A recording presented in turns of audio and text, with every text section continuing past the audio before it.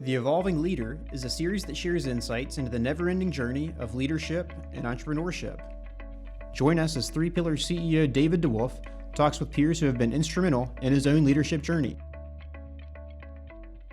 Thanks for joining us and welcome back to The Evolving Leader. This episode will cap off season 1 of the podcast, and in it, David and I are going to discuss some of the key takeaways from all the conversations we've had so far. If you're listening to this episode, I'm going to assume that David DeWolf needs no introduction at this point. So let's dive right in. David, it's been a long day. We've talked with a lot of folks over the course of the day. You've always been big about the idea of connecting the dots. So what dots are you connecting in your brain now after hearing from all of our guests? I think the idea of connecting the dots is about really making sure you're actively listening and picking up evidence along the way of your journey. Mm-hmm. And those that connect the dots are able to tie them together to reach conclusions that others may not obviously see, right? And through that, you begin to paint a picture, right? Yeah. And I think one of the things that has come up over and over throughout all of our conversations has been the importance of people, right? In all of our conversations, even in our M&A conversation, culture came up, right? How people work together. Obviously, we had a whole episode on the scaling of culture. We talked early on about how to establish culture with Bobby. Every single conversation somehow came back to people and culture. And I think that's an important thing. And for leaders to really understand, if you want to sustain your leadership, really making sure whether you call it culture or you call it getting buy-in, a key part of the leadership journey is learning how to continually increase that influence you have by surrounding yourself with people who share those ideas, share those different beliefs that you have, and then investing in, and I think another piece of what we talked about was caring about the people, right? There was a lot of different anecdotes that came up about how much it matters to really care about the other person, how much it matters to be selfless and to invest in others. And so those types of things, I think, really start to paint the picture of, I think too often we think about leadership as management. It's about the discipline of, making sure people do things. And I don't think that's what any of our conversations have been about.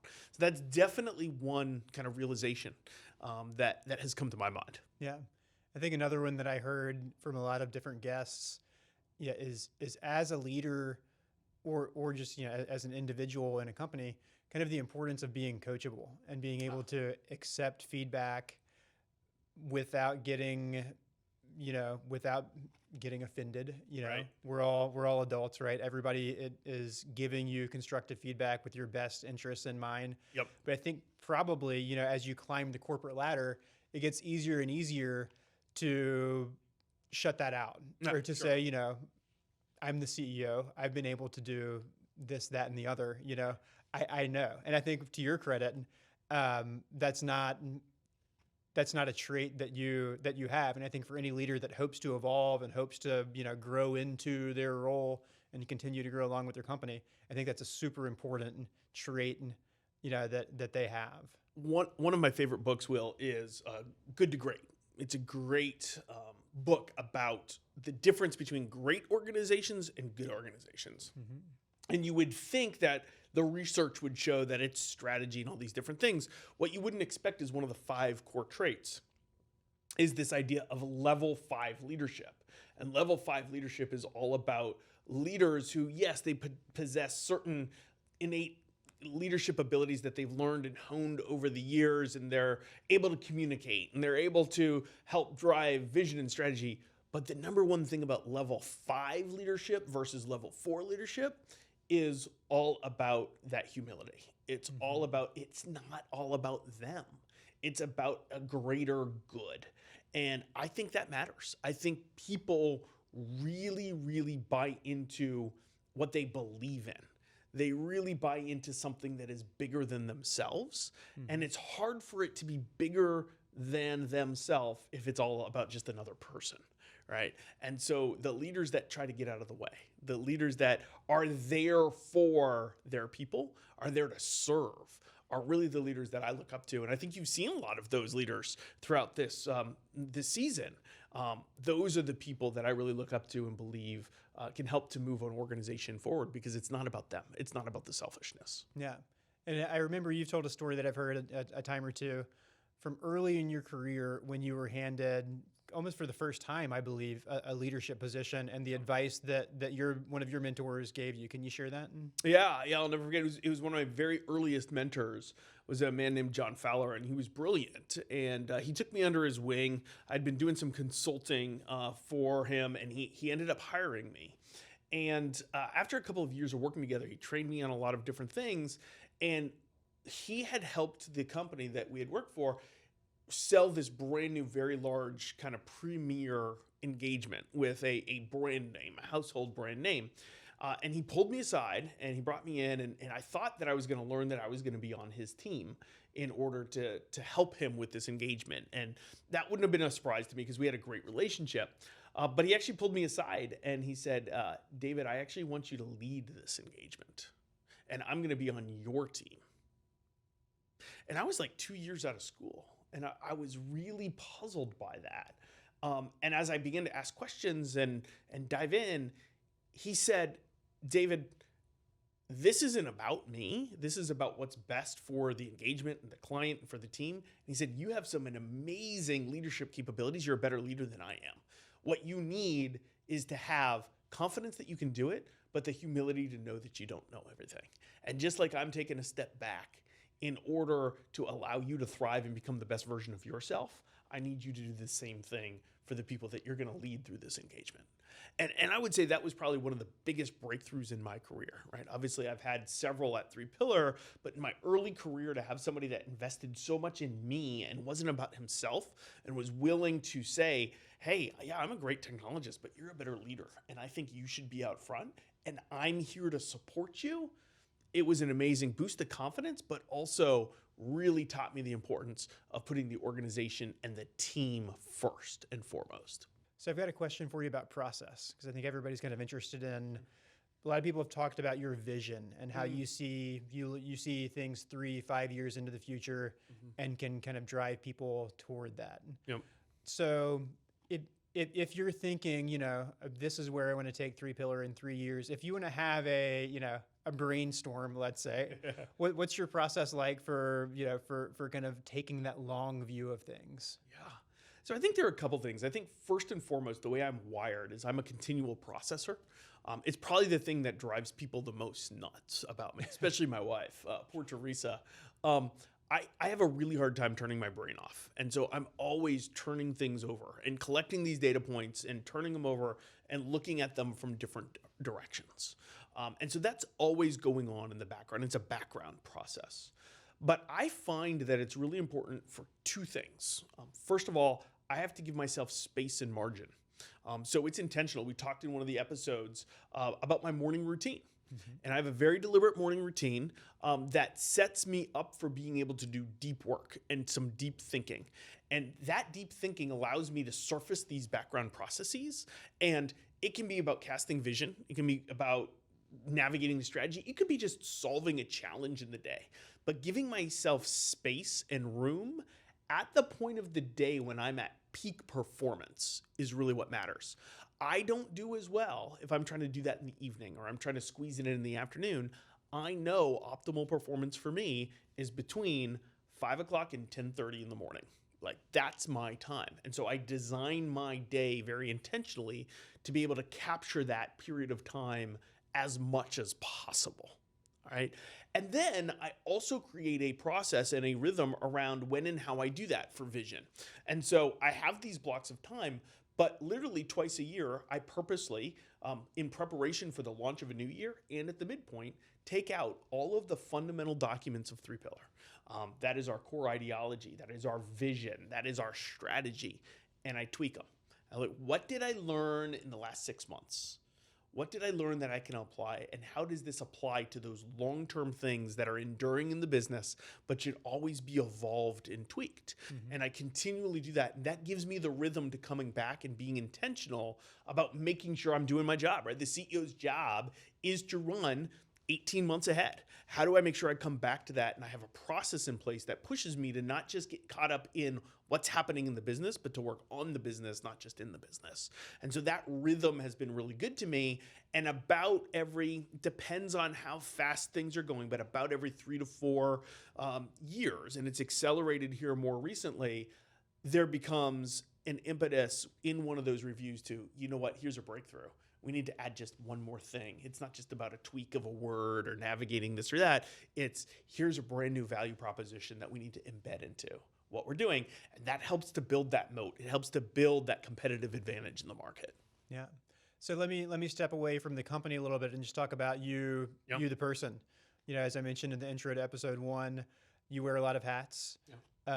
You're, in addition to CEO and founder of 3 Pillar, you're an angel investor. You're a board member for a number of companies. You're a father of 8. Yeah. How do you do it all? Yeah. Well, I think first and foremost, I would say I've been very fortunate. I have a spouse in my wife, Teresa, that is the hero of the family. There is no doubt that she's my better half. And it does an incredible job of supporting me and helping us craft the life that we both want together. And it's not always easy for her, but we're pretty intentional about our family. And she's just been a huge part of it. She does not like the limelight. She likes to be in the home and with the kids, and she stays at home with them. And that's worked for us. And every single situation works differently for other people. But that's been part of my secret for sure, is her support over the years. And I'd say that's number one. But I think number 2 is really important too, because she really cares passionately about, just as much as I do, how do I make sure that I am the best version of myself, which means not just being the CEO, but also being a husband and a father. And the way we've done that is to not separate them. We are very deliberate about working and living an integrated life. And I've been very deliberate about bringing my kids on road trips with me. One of my favorite memories was taking, at the time, my 15-year-old daughter to India to visit our office. And, she did her homework in the office for 3 days, but we had an amazing time together. And then when we went to the Taj Mahal, the relationship that we formed there was unbelievable. I have actually had a legal call to close an acquisition while I was on a baseball diamond coaching third base, because I had promised my son that I was going to coach that game. And when the deal slipped and it didn't close when I expected, and I had to have the call on a Saturday morning, I wasn't going to let that down. I was willing to integrate my life. And it was okay for me to say to the lawyers, hey, we're in DC, London, and Delhi all at the same time. It was okay for me to say, hey guys, I want to be with you on the video chat, but guess what? This morning I committed to my son, and I'm here to do my duty, but I'm also a father first and foremost. And so I've brought these things together, and I've allowed my life to spill over.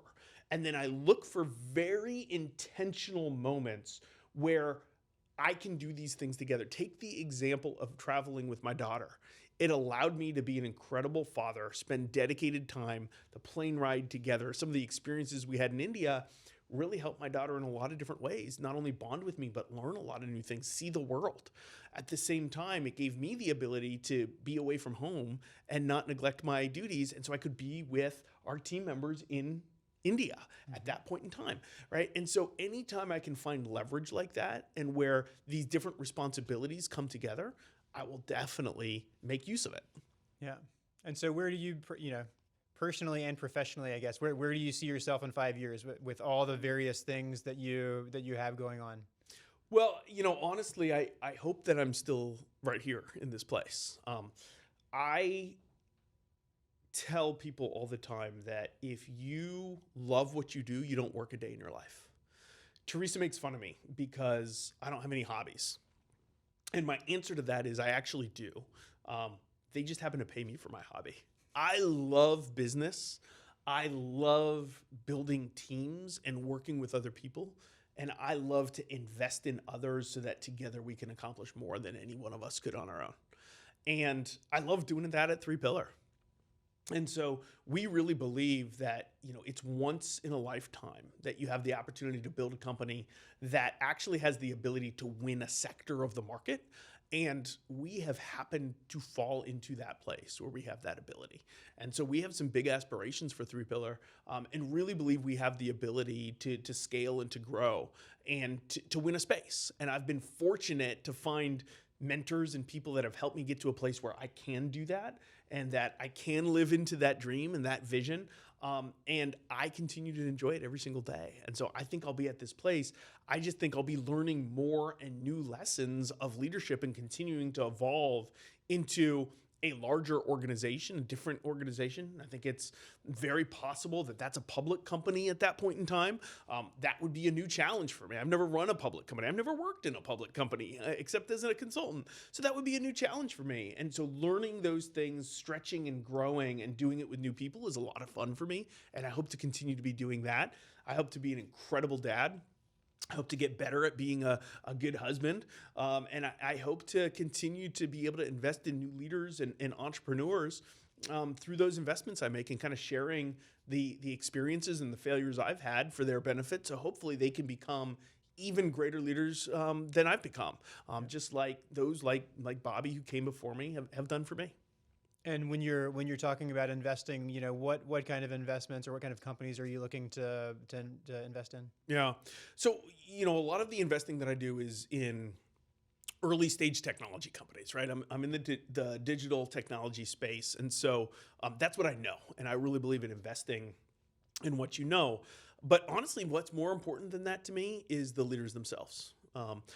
At that phase, in the early phases, it's all about the person. Are they coachable? Are they humble? Are they passionate? Are they committed? I absolutely do not invest in people that are just looking to make money and get rich. I want somebody that's passionate about an idea and is wanting to bring value to the world, hopefully for a greater purpose than themselves. And so I look for that first and foremost.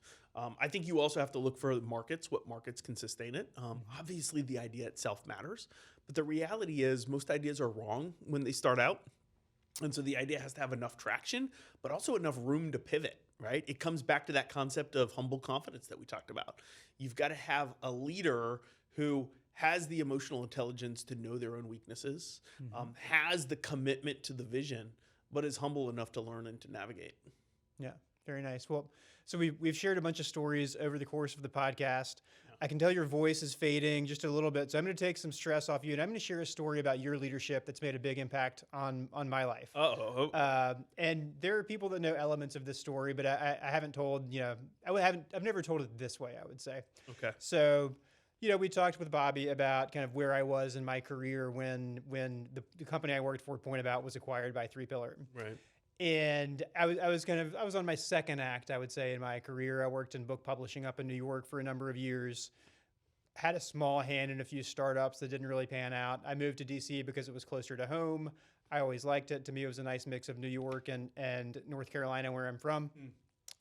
But I was basically I was starting over.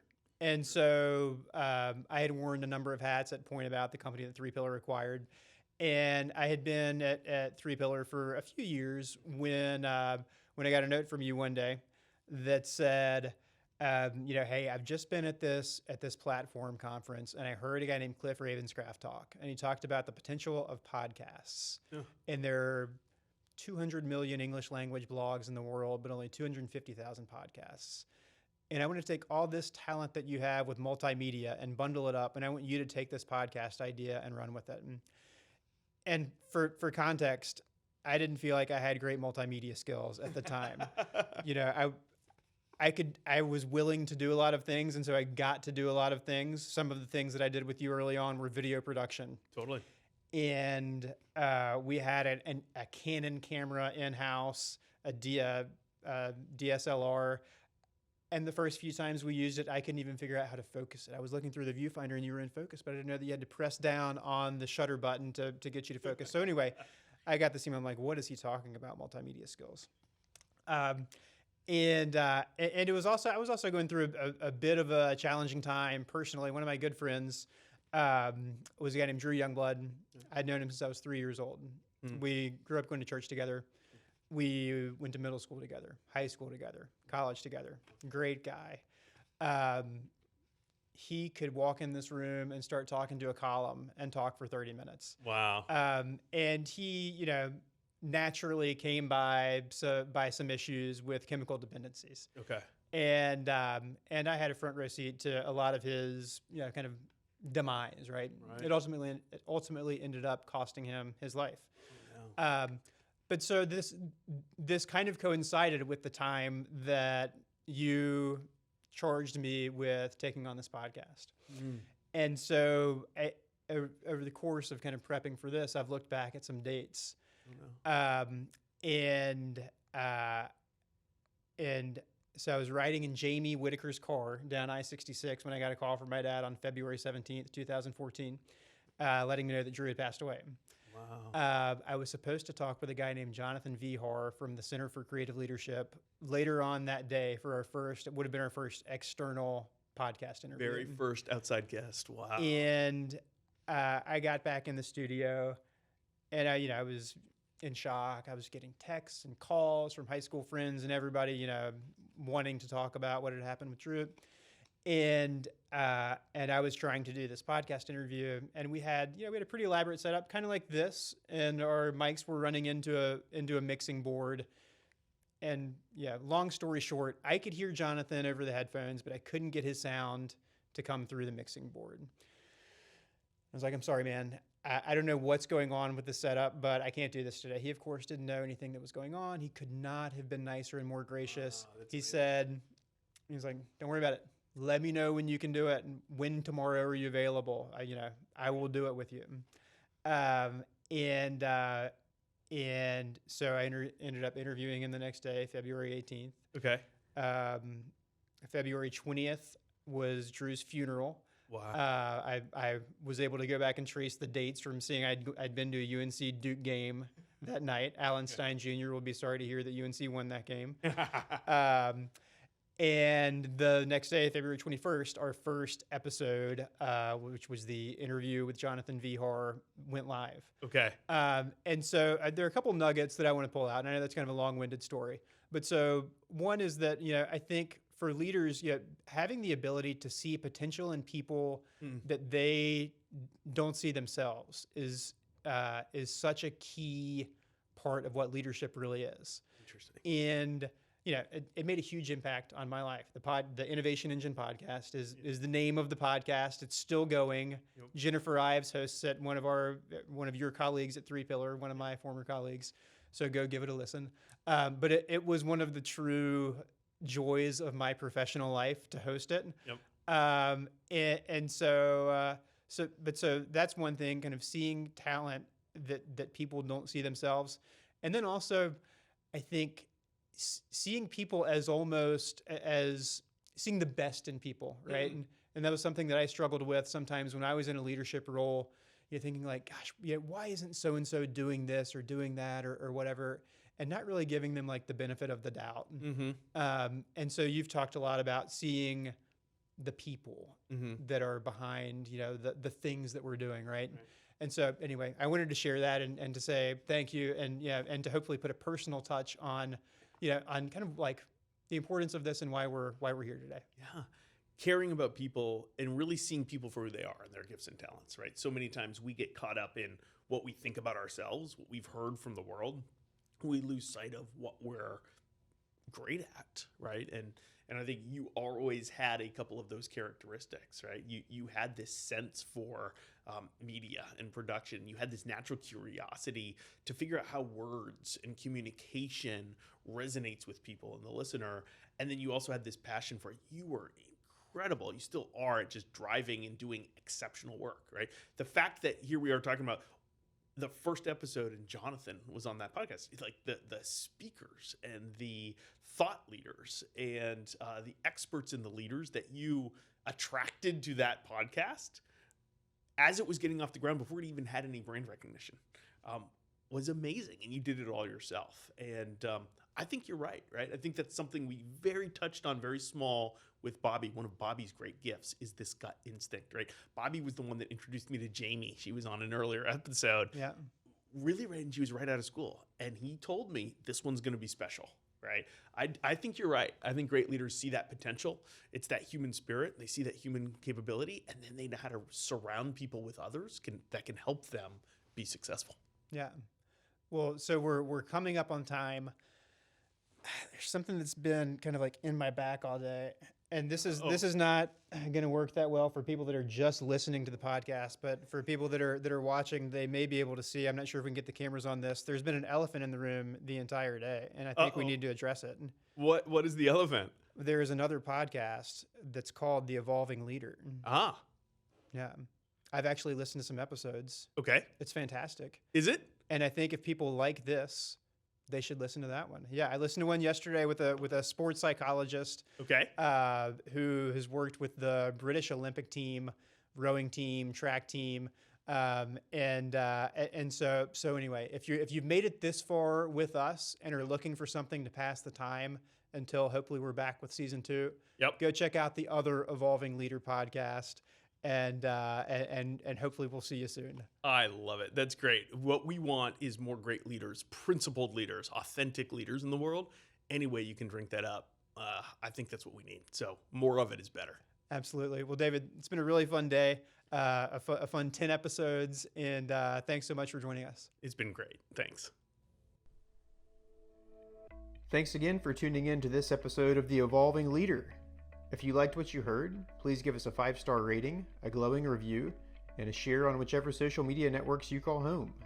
For more on the podcast and to view video of each episode, please visit daviddewolf.com/podcast.